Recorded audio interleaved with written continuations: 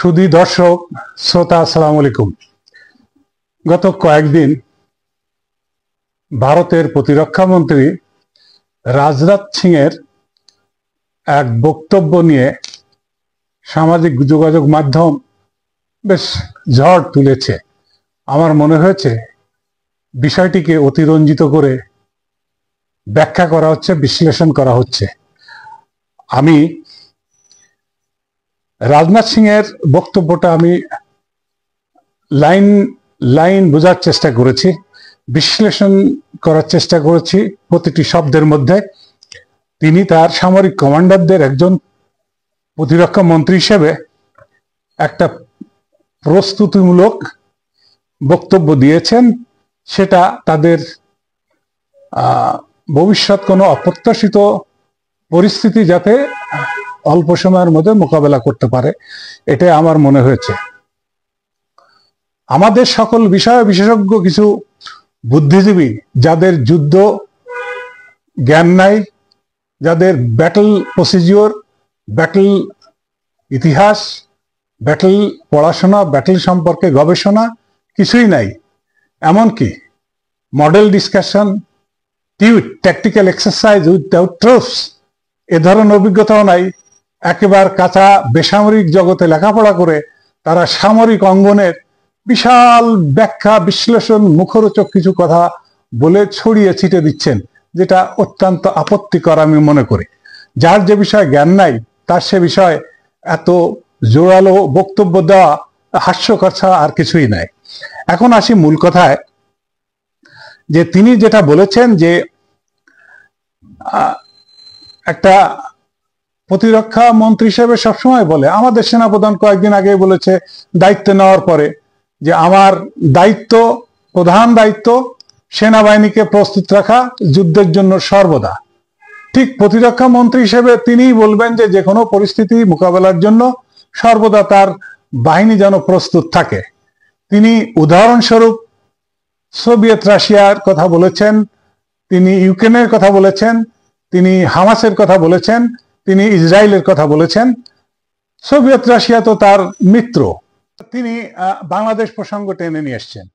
আমিও কয়েকদিন একটা টক শোতে আলোচনা করেছি আমাদের হিল ট্যাক্সের সমসাময়িক যে ঘটনাগুলা ঘটেছে সেটা নিয়ে। আমরা বলেছিলাম আরাকান রাজ্যে যে অশান্তি বিরাজ করছে, মণিপুরের উদাহরণ নিয়ে আসছি। সুতরাং তিনি এভাবেই বলেছেন যে বাংলাদেশের পরিস্থিতি নিয়েও তিনি বলেছেন যে সেটার জন্য একটা আশঙ্কা একজন প্রতিরক্ষা মন্ত্রী হিসেবে তিনি করেছেন। আমার ধারণা তিনি কোনো হুমকি দিয়েছেন এমন আভাস আমি দেখি না। আর যদি সত্যি কোনো বিশেষজ্ঞ, সামরিক বিশেষজ্ঞ, নিরাপত্তা বিশেষজ্ঞ মনে করেন যে এর মধ্যে তিনি কোনো উপাদান খুঁজে পেয়েছেন যে এখানে একটা প্রচ্ছন্ন একটা হুমকি রয়েছে, তাহলে আমাদের ডিপ্লোম্যাটিক চ্যানেলে এটার ব্যাখ্যা চাওয়া যেতেই পারে। সেটা নিয়ে গণমাধ্যমে, সামাজিক মাধ্যমে এত ঝড় তোলার মতো কিছু নাই। আর তিনি কি বলেছেন যে তার বিভিন্ন প্রস্তুতি সম্পর্কে এভাবে আসছেন, তাদের অঙ্গরাজ্যের মধ্যে অনেক রাজ্যে তারা স্বাধীনতাকামী অনেক যোদ্ধা রয়েছে, বিচ্ছিন্নতাবাদী রয়েছে। বাংলাদেশের এই পরিস্থিতি দেখে বিগত 16টি বছর ভারতের প্রত্যক্ষ সহযোগিতা, সাহায্যে, প্রশাসন সাজানো, তা দিয়েও মুক্তিকামী মানুষকে তারা ঠেকিয়ে রাখতে পারে নাই। সুতরাং এই পরিস্থিতিতে উদাহরণস্বরূপ তিনি বলেছেন যে তার অঙ্গরাজ্যে যদি কোনো গোষ্ঠী এইভাবে স্বাধীনতাকামী যারা আছে তারা যদি সত্যি সত্যি আন্দোলন, অভ্যুত্থানের ডাক দিয়ে বসে, সেখানে তার সামরিক শক্তি প্রয়োগ করতে হবে। সেক্ষেত্রে তার সামরিক বাহিনীকে প্রস্তুত রাখতে হবে। একজন মন্ত্রী, দায়িত্বপ্রাপ্ত মন্ত্রী হয়ে তিনি তো এটাই বলবেন, এটা তো রুটিন কথাই। এর মধ্যে বাংলাদেশের কনসার্ন যদি থাকে, হ্যাঁ আমরা কনসার্ন, আমাদের কথা যেখানে বলেছেন উনি কি ব্যাখ্যা দিতে চান, যদি আমাদের এখানে কোনো রকমের উদ্বেগের কারণ হয়ে থাকে সেটা আমরা চাইতেই পারি। আর পাশাপাশি আমাদের প্রস্তুতিও থাকতে হবে।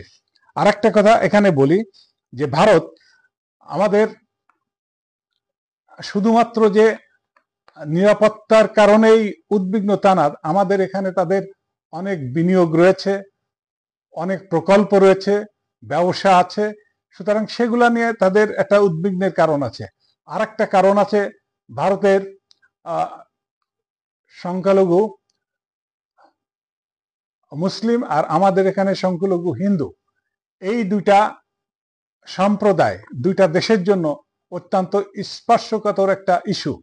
এখানে হিন্দুদের উপরে যদি কোনো হামলা হয়, তাদের উপরে যদি কোনো অবিচার হয়, সেটার একটা ইফেক্ট ভারতের মধ্যে দেখা যাবে, ভারতের রাজনীতিতে সেখানে একটা প্রভাব বিস্তার করবে। সেই জন্য তিনি এই বিষয়গুলো নিয়ে উদ্বেগ প্রকাশ করতেই পারেন।